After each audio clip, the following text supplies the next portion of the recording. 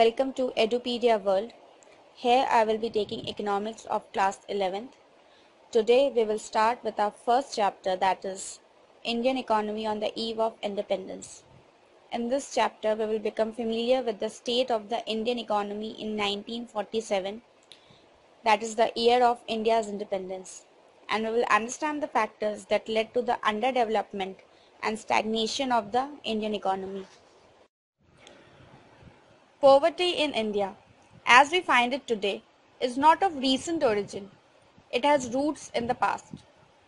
Not that India was a poor country always. Contrary to it, volumes have been written by foreign travelers to this land to depict the riches and wealth of India. There was hardly a traveler who was not fascinated by the richness of this land. How did such a rich country get reduced to the status of a poor, stagnant, backward, and underdeveloped economy? It's a long story.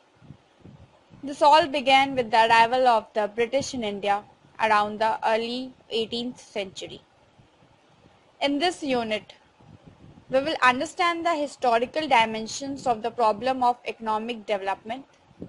We will examine in brief the state of the Indian economy as it obtained before the arrival of the British in India. We will trace the arrival of British and examine the state of the Indian economy as it obtained on the eve of the independence in 1947. Such a review will help us to appreciate the magnitude of the effort involved in our fight against poverty and raise average standard of living over the last 5 decades since independence, and the degree of success achieved by us. Indian economy in the mid-18th century. A simple idea about the state of the economic system as it obtained in the pre-British India can be formed by looking at the rural segment and the urban segment of the economy. First, we will discuss the rural segment, that is the nature of rural economy in pre-British India. A self-sufficient village based on agriculture carried on with the primitive plough and bullock power and handicrafts by means of simple instrument was the basic feature of pre-British Indian society. The self-sufficient village as the basic economic unit had existed for centuries in India and except for some minor modification had survived till the advent of the British rule.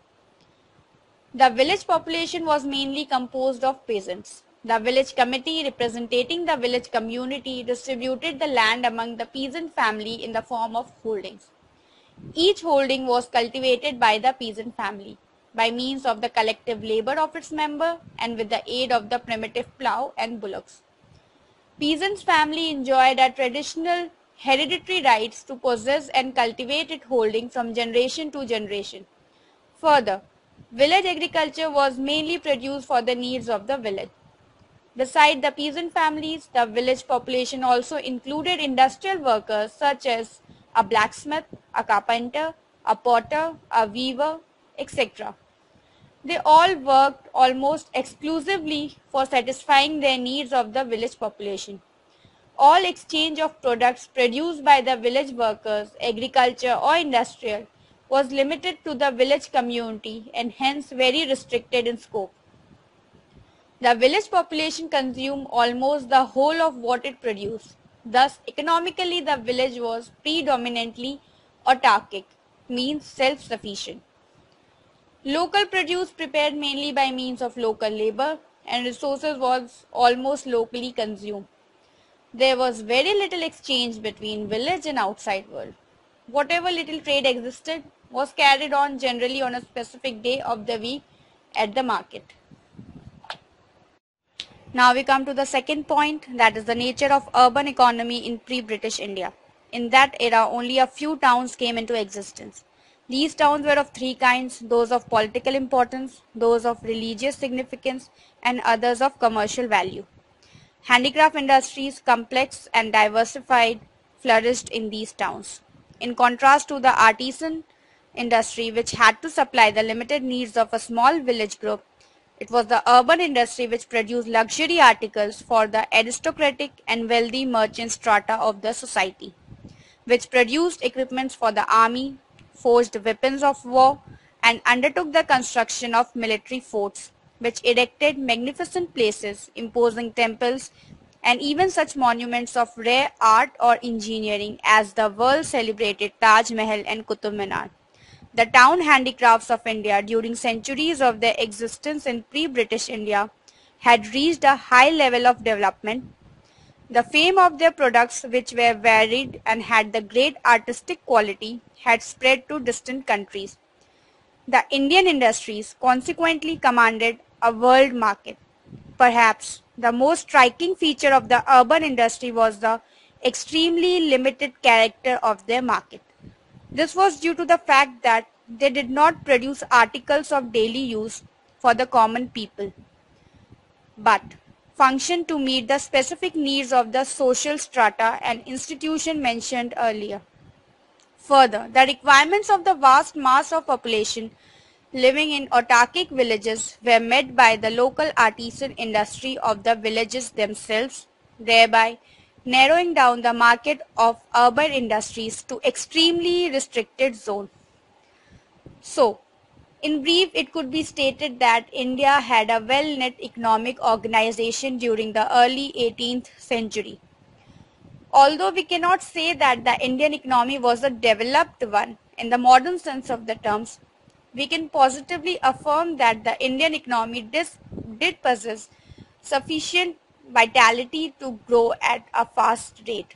The striking balance and the close harmony between agriculture and industry was a very rare phenomenon. India enjoyed supremacy in the external trade. If proper infrastructure could be developed, it offered vast opportunities for internal trade also. In short, India during the mid-18th century was a country well equipped to meet the rising demand of fast economic development. Arrival of the Britishers in India. The British commercial expedition to India began on 31st December 1600 when the British East India Company was granted the monopoly of eastern trade. The company got itself entrenched on the commercial map of India. The company's aims and objectives underwent a change. A peaceful trading body was transformed into a power eager to establish its own position by territorial acquisition. The company had its first major success when it fought and defeated the Nawab of Bengal in the Battle of Plassey, 1757. By the middle of the 19th century, they had brought a large part of the country under their control. In 1858, the administration of the company-controlled areas was transferred to the British Crown. Thus, India became a colony of the British Empire. The British gave a new economic system to India. This was the system of the market. The market system destroyed the earlier harmony between agriculture and industry in Indian economic organization.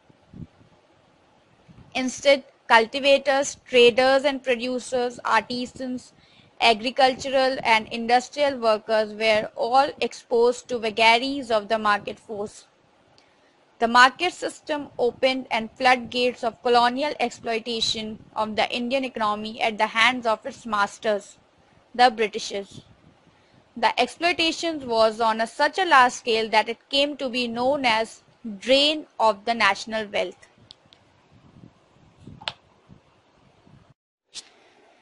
Thank you for watching Edupedia World videos.